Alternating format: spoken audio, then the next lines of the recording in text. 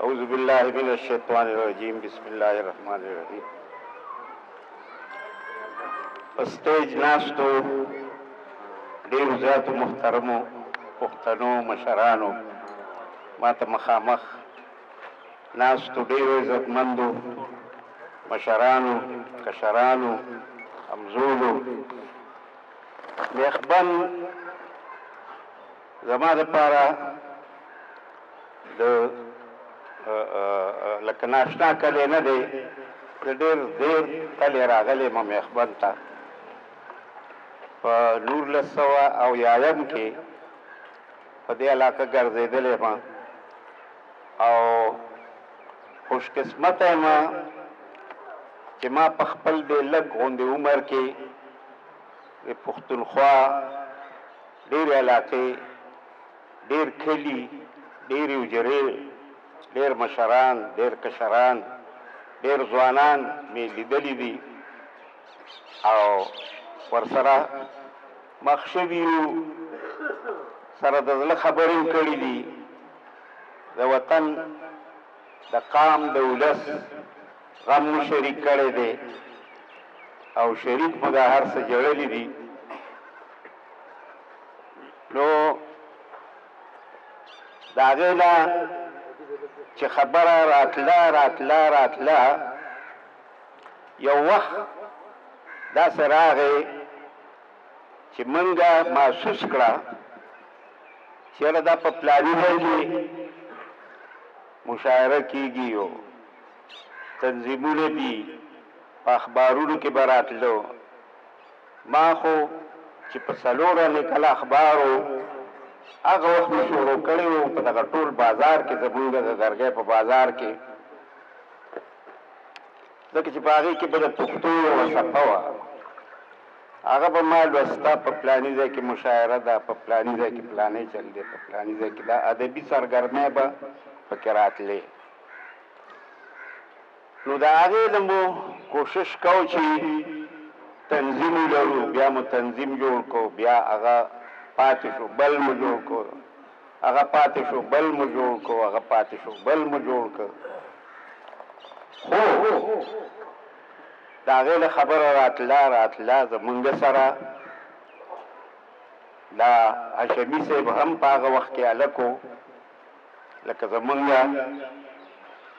لا شونډه هم پوره شنه شوې وه، د ده پوره شونډه هم نه وه شنه، را سره ملګری شو. دغسې نور دا د ایوب مظلوم دا کتاب چې مې لوستو،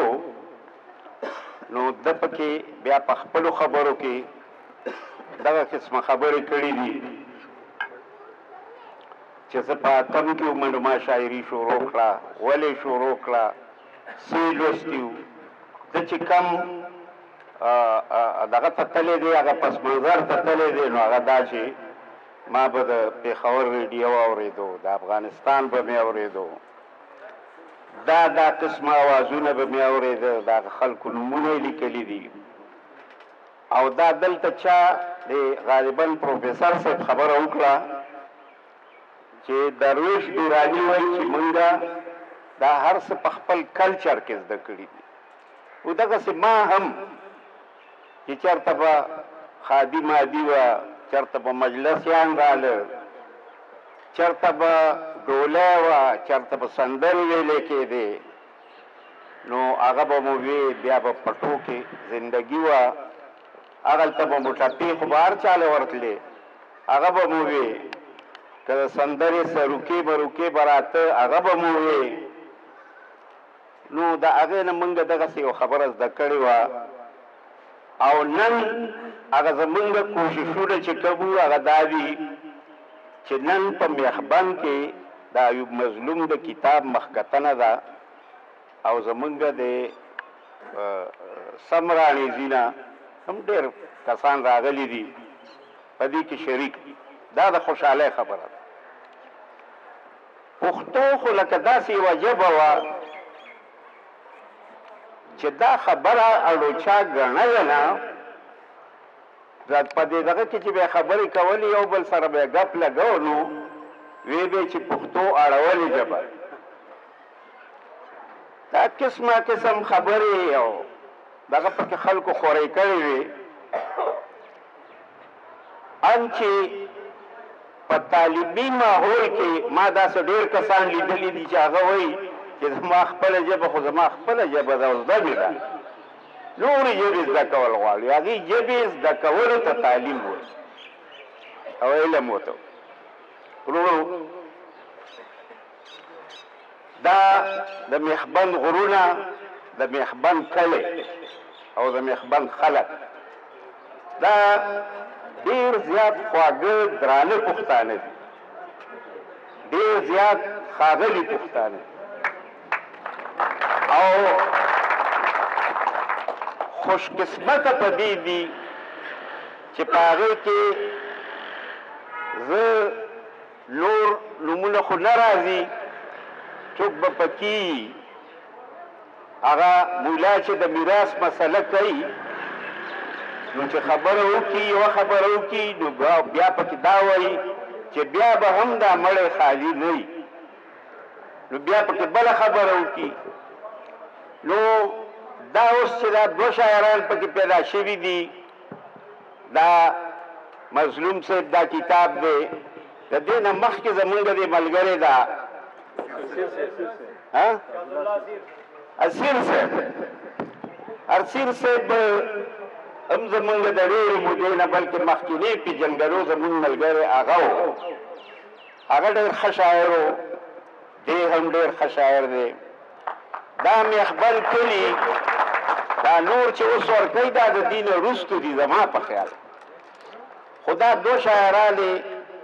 موږ له پښتنو له راکړي دي ټولو پښتنو له یې ورکړي نو دا تاسو یقین وساتئ چې دا عام خلک نه وي دا شاعران عام خلک نه وي دا ډېر تاریخي حیثیتونه لري او دا خو تاسو وګورئ چې د ښکلا په حواله باندې د غرونو په حواله باندې د ونو بوټو په حواله باندې دا میخبند داسې ښایسته او بختور کلی خدای پیدا کړی دی چې دي زما په خیال هېڅ نه دی د محتاج دا محنتکش خلک دی دا د محنت په عظمت پوهېږي دا د پښتو پښتونولۍ په لمن د پښتو پښتونولۍ د قوانینو په جولۍ کې په غېږه کې لوی شوي او پالل شوي خلک دی او پښتو پښتونولي پکې د هر چا نه ډېره زیاته نو تاسو بختور یې چې دا دوه کسان مو پیدا کړي دي دا هم کافي دي او چې نور پیدا کېږي هغه دې هم خدای لري زما په خیال امجد دغه کتاب کتلی دی دا ځکه چې دي غالبا د ده یو خور چې کومه ده هغه آرټسټه ده او دا تصویر چې کوم د کتاب دی ټایټل دا هغې جوړ کړی دی بیا ده ورسره دا مرسته کړې ده او بیا یې په دغه کې پور سره منډه کړې ده نو ده کتلي دي دا درې واړه رنګونه دا په دغه کتاب کې موجود دي خوشحاله یو چې ایوب مظلوم داسې شاعري کړې ده چې زه نه وایم دا زمونږ دې مشرانو ټولو دا خبره وکړه که ډاکټر غني خبره وکړه نو د پښتو ژبې په حواله یې وکړه او ډېره ټیک خبره یې وکړه موږ چې کم کوشش کوو دلته چا وکړي چې اوس په پېښور کې امفل کېږي پي ایچ ډي کېږي په باچا خان یونیورسټۍ کې امفل پي ایچ ډي کېږي په ولي خان پوهنتون کې امفل کېږي پي ایچ ډي کېږي او اوس په شکدره کې هم چې دې ته غالبا ملکڼ یونیورسټي یا ملکڼ پوهنتون و په هغې کې به هم په پښتو کې امفل او پي ایچ ډي کېږي او تاسو ته دا هم ووایم چې زمونږ په دې پوره علاقه کې دغه پوهنتون چې کوم دی د چکدارې د دې هلکانو خصوصا د پښتو طالب لکه په ټولو طالب علمانو کې پخو نمبرو راغلي دي دا الله تعالی خبره زمونږ دا واړه واړه کاوسونه دا وړې وړې خوارۍ دا غورځوی به دا به په کار راځي او اوس خو خبرې ډېرې رانږدې دي چې تاسو ته په شاعرانو ته به نشاندهي کوله په هغې نه هر څوک پوهېږي چې بهی څه چل خو دی څه چل خو دی دا چې موږ دا خلک دوره بروز دا چې چېرته برو موږ اکثر وایو چې موږ څه ګناه کړې ده لکه ګناه ده موږ د یو داسې وطن خاوندان یو د دې نه لوی ګناه څه کېدی شي چې هغه د سرو سپینو نه ډک تاسو یقین وکړئ زه پروس کال دغه ته تللی وم لندن ته زه نه تلم خو مجبور یې کړم ما ویل ته لاړ شه دا خلک ورته ځي چې خلک صفتونه کوي زه تاسو هم نه یم زه په لومړي دا خبر شو چې په خپله سترګو ګوري ما تپوس وکړو چې په دې ځمکو کې څه کېږي هغه خلکو وایي چې دلته خو لس میاشتې باران وي دلته خو څه شی نه کېږي په ټوله برطانیه کې هېڅ شی نه کېږي بیا یو سړي راته وایي چې څه ځای دی بیا چا ډوډۍ ما ورته ویل سړیه ډوډۍ ته راشه زمونږ په تالان کې ټوله تېږې جوړه ټوله بېلتون هلو څه شی دی د ټولو نه ارزان بیا ما ویل چې یاره دا خلک دا خو یو جزیره ده دې خلکو ته دا زمونږ علاقې نه وي نیولې او د دې ځای دی هندوستان ته به هغوی د سرو مرغۍ دی او دا هم به هندوستان کې ثابت نو د دې ځای نه به خوراکونه وړه څه کني دا خلک به د لوږې نه قسم دی که هغوی له خدای دا ذهنونه نه وي ورکړی که نه چې د نور بندې استحصال وکړي پوره وړه بیا مې په زړه کې وي چې دا ښه شوي دي چې دې خلکو دا کار کړی که دا بل چا کړی وي او لکه زمونږ د دې یاران وي بمبچو غرو کې لوښولې وي دې پلی کړی یا پلی کړی وي دې خو بیا هم کالجونه پې جوړ کړی یونیورسټۍ پې جوړه کړې ساینس کو فلسفه کړه خیر کړي دي چې دا کار ټولې دنیا ته خیر رسېږي خدا دا چې زمونږ وطن هر چا چې نیولي بیا زمونږ وطن پاتې شي نو چې خوار وطن راته پاتې کېږي نو خفه نه وي چې مونږ دې په هر څه پوره یو او مالدار وطن راته پاتې دا زمونږ شاعري چې کومه ده دا هغه شعور دا یو ملګین شاعري چې کومه ده دا هغه شعورونه دي چې مونږ پکې دا معلومولي چې مونږ سره څوک زیاتې کوي څوک را سره ظلم کوي او ولې را سره مونږ د دې وطن سره مینه لرو دا ګناه کوو مونږ د ټول کلي سره د خپل کلچر سره مینه لرو د خپل تاریخ سره مینه لرو دا ګناه کوو دا ټولو دنیا ورسره ولې دا ګناه نه کوي مونږ یې کوو یعنې د غلام ګناه دا ورسره هغه د ازادۍ سوچ کوي خلیل جبران یو سړی دی هغه وایي چې هغې ما ته وی چې که غلام ودوي دې نه وي کېدی شي چې دې د ازادۍ خوب وایي چې ما ورته وی چې که غلام ودوي دې راویښ کړه او د ازادۍ په مفهوم او معنی پوه دا تصور په نه کتاب او کتاب کې دا تصور